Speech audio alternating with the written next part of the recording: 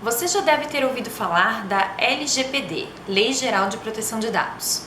Essa lei visa regulamentar o recolhimento, tratamento e uso de informações pessoais que tenham cunho comercial. Com essa lei, os estabelecimentos comerciais deverão informar sobre a finalidade da coleta dos dados dos consumidores. Por exemplo, explicar o porquê de solicitarem o nosso CPF e alguns outros dados. Depois dessa lei, foi possível perceber que, ao divulgar dados dos consumidores, muitos desses dados são ocultos. Você já percebeu? Por exemplo, alguns números do CPF não aparecem, aparece um xizinho. E você sabia que os dois últimos números do CPF são chamados de dígitos verificadores e eles são calculados a partir de uma fórmula matemática? Ficou curioso? Vem comigo que eu vou te explicar nesse vídeo.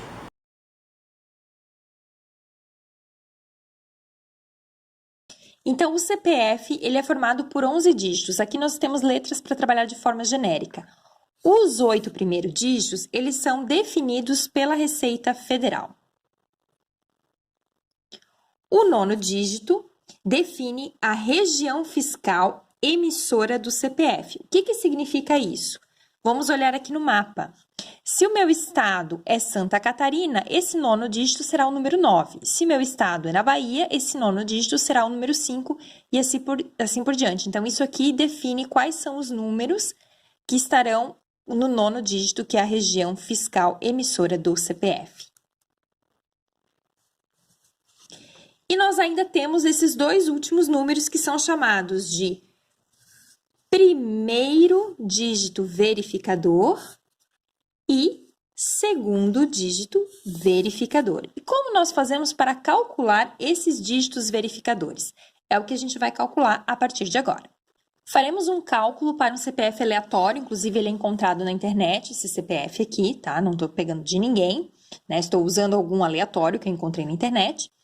E aqui a gente vai fazer o cálculo, então, do dígito X e do dígito Y, né? O primeiro e o segundo dígitos verificadores. Para calcular o X, que é o primeiro dígito verificador, o que a gente precisa fazer?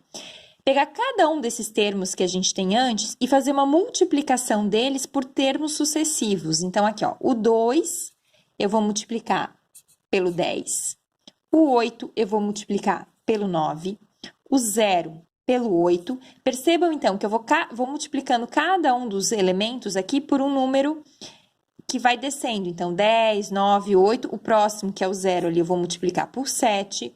O 1 por 6. O 2 por 5.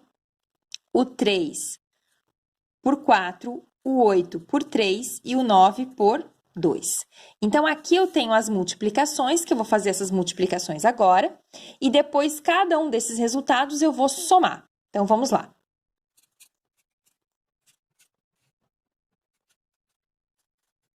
Então, aqui eu tenho os cálculos das multiplicações, é só somar todos esses valores. Somando, a gente chega em 162. É esse o dígito? Não, tem que ser um número único que vai aqui. Então, o que a gente faz agora? A gente vai pegar o 162, vai dividir por 11. Fazendo essa divisão, me resulta em 14. Esse 14 aqui, eu vou ter como, né, multiplicando por 11, eu vou ter ainda como resposta aqui, como resto, o 8. Esse 8, eu ainda vou fazer o seguinte, eu vou fazer 11, que foi esse número aqui, né, que eu dividi, né, o dividendo pelo divisor, menos o resto, que vai me resultar em 3. Esse 3 é o meu primeiro dígito verificador. Isso é um cálculo que foi elaborado, né, por quem criou a questão do CPF, e aí ele sempre faz dessa forma que calcula. Então, a gente faz cada um dos números que a gente tem antes, vezes 10, 9, 8, assim sucessivamente, até chegar no 2, faz a divisão por 11 e depois faz 11 menos o resto, que vai me dar o dígito verificador.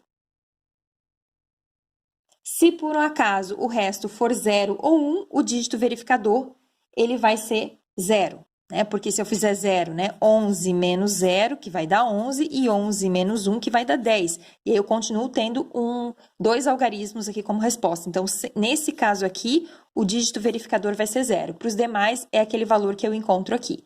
Beleza, encontrei o primeiro. E agora, como que eu faço para encontrar o segundo?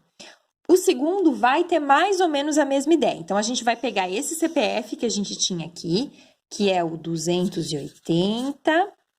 012 389. Agora eu já vou colocar o dígito verificador que eu encontrei e vou colocar um Y, que é esse segundo dígito verificador que eu vou querer encontrar. O que eu faço agora? Eu vou usar a mesma regra de antes, vezes 10, vezes 9, vezes 8, só que eu não vou começar a partir do 2, e sim a partir do 8. Então, vai ficar 8 vezes 10, 0 vezes 9 e assim por diante.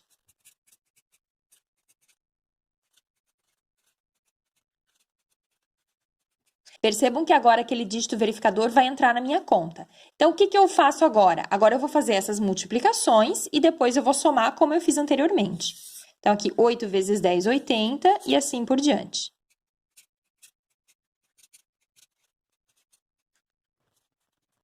Fazendo essa soma, vou encontrar 179. Faço de novo a divisão por 11, que vai me resultar em 16, com o resto 3. Então, como que eu faço para encontrar o dígito verificador? Do mesmo jeito de antes. O 11, que é o meu divisor, menos o resto, que vai me resultar em 8. Então, o meu segundo dígito verificador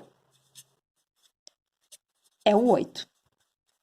Aqui funciona a mesma lógica. Se for resto 0, resto 1, o dígito verificador é 0 e os demais é o dígito que eu, o 11 menos o resto, é o valor que eu encontro aqui, que será o meu dígito verificador. Então, na verdade, esse CPF aqui é o 280 012 389-38.